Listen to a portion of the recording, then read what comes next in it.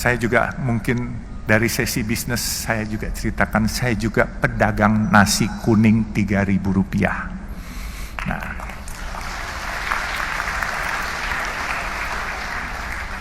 mungkin orang bertanya, kenapa saya dagang nasi kuning Rp3.000?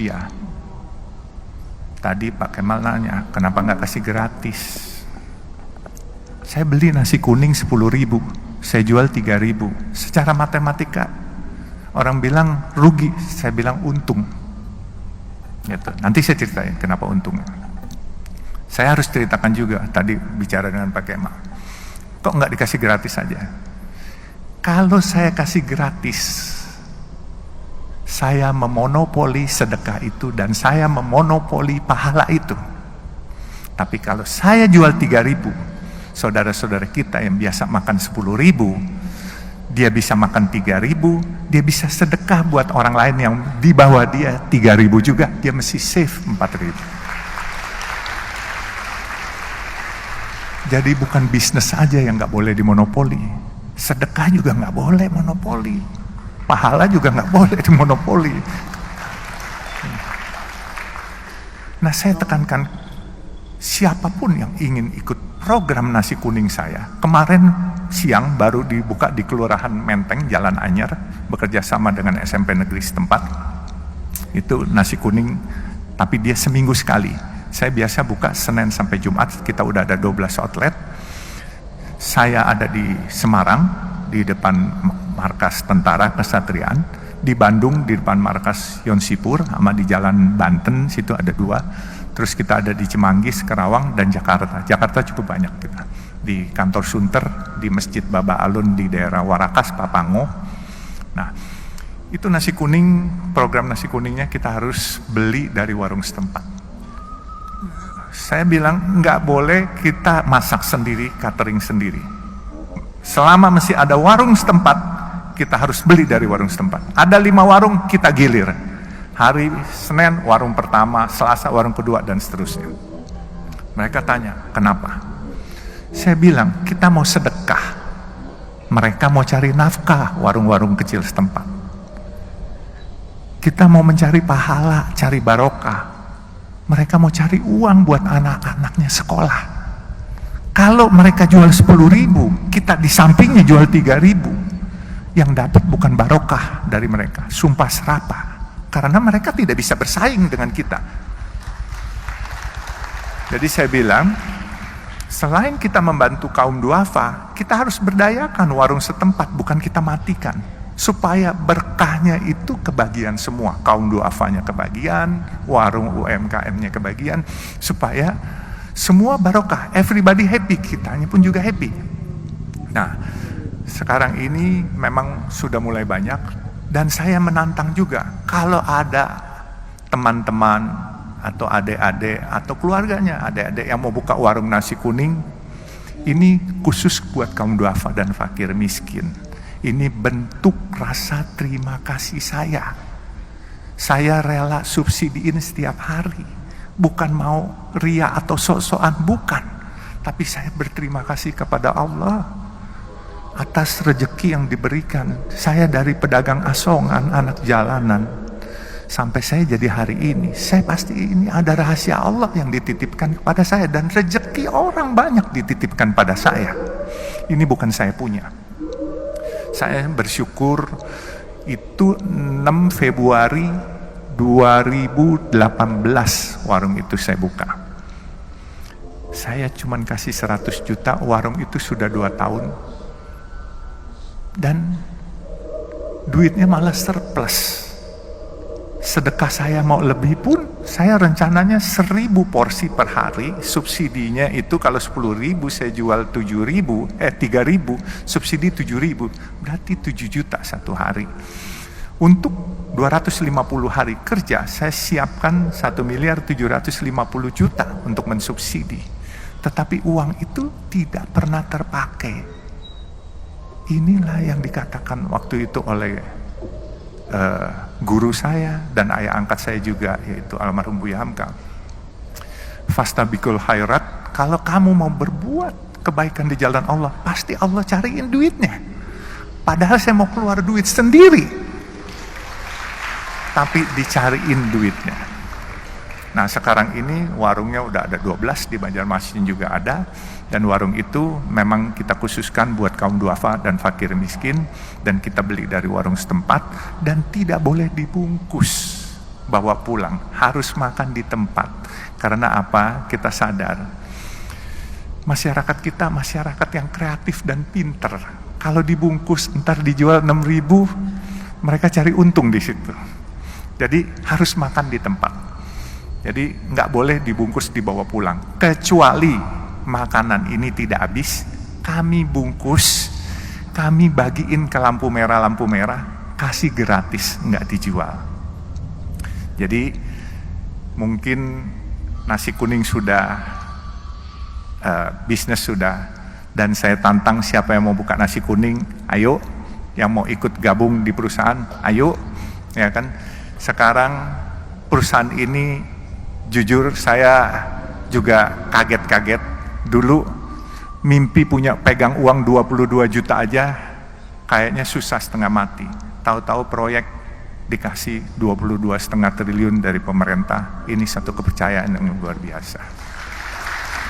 Anak jalanan loh, anak kampung, dan saya cuman punya mimpi satu di terakhir lagi saya ceritakan.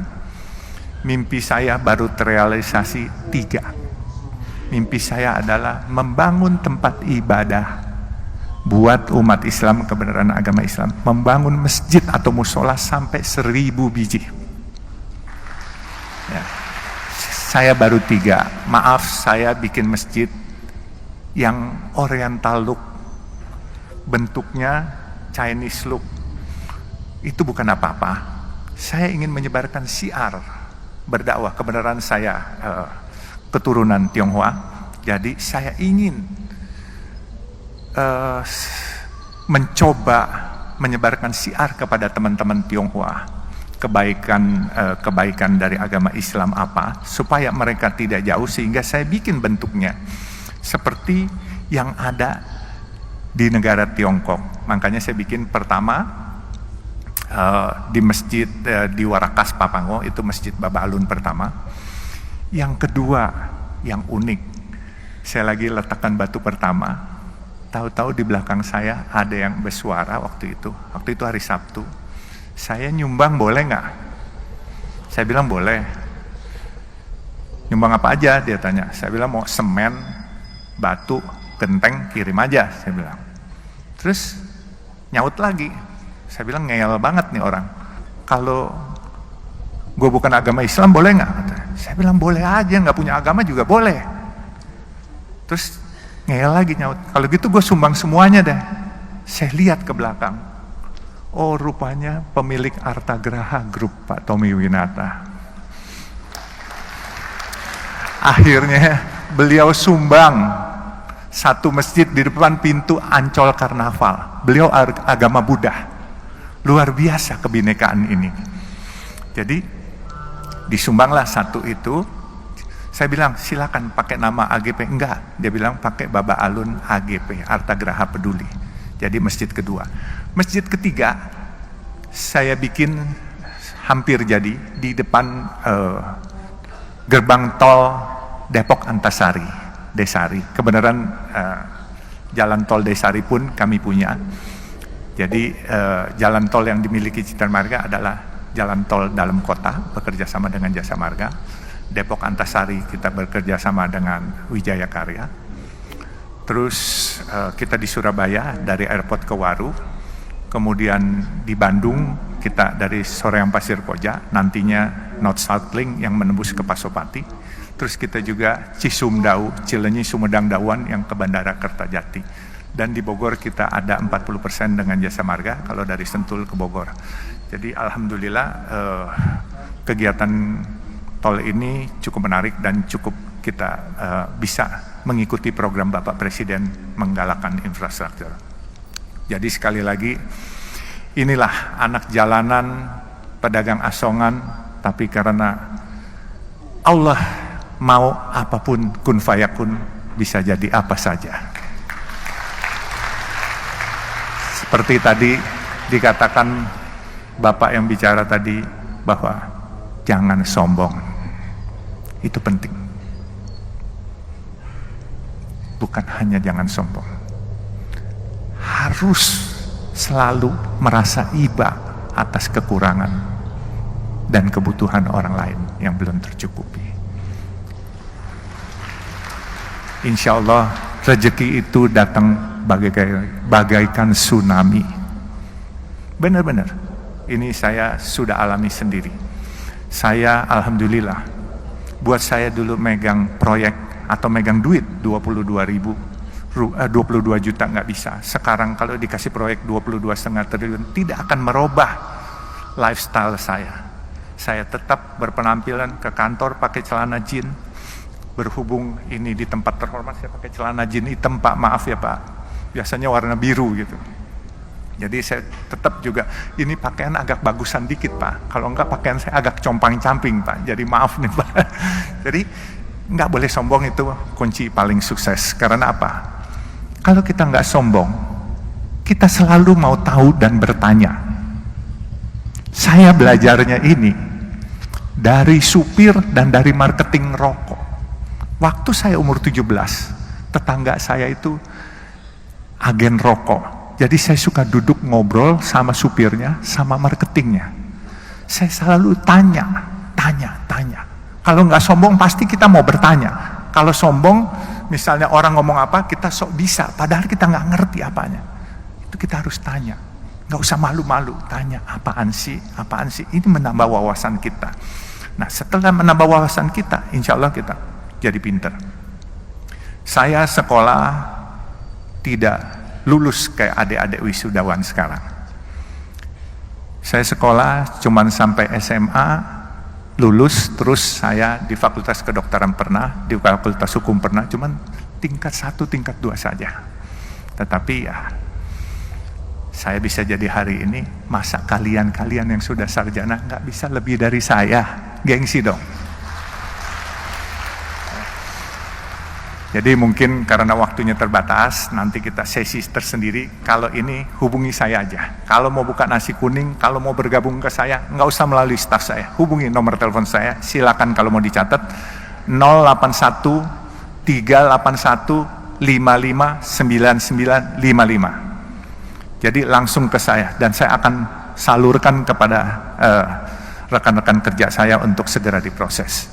Jadi saya bulan Juni kemarin di Unmul juga disuruh speech, tetapi speech di sini saya berkesan dengan wejangan Ibu Prita yang begitu welas asih dan keibuan, dan semua intisari orang sukses sudah dibacakan oleh Ibu Prita tadi semuanya. Jadi camkan itu kata-kata, insya Allah kalian semua akan berkiprah dan sukses, dan aku yakin lebih sukses dari saya. Amin, amin ya Rabbal Alamin. Kurang lebihnya saya mohon dimaafkan. Jadi ya inilah gaya bicara anak kampung yang nggak sekolah, tetapi ya mohon sekali lagi dimaafkan kurang lebihnya. Wabillahi taufik wal hidayah. Wassalamualaikum warahmatullahi wabarakatuh.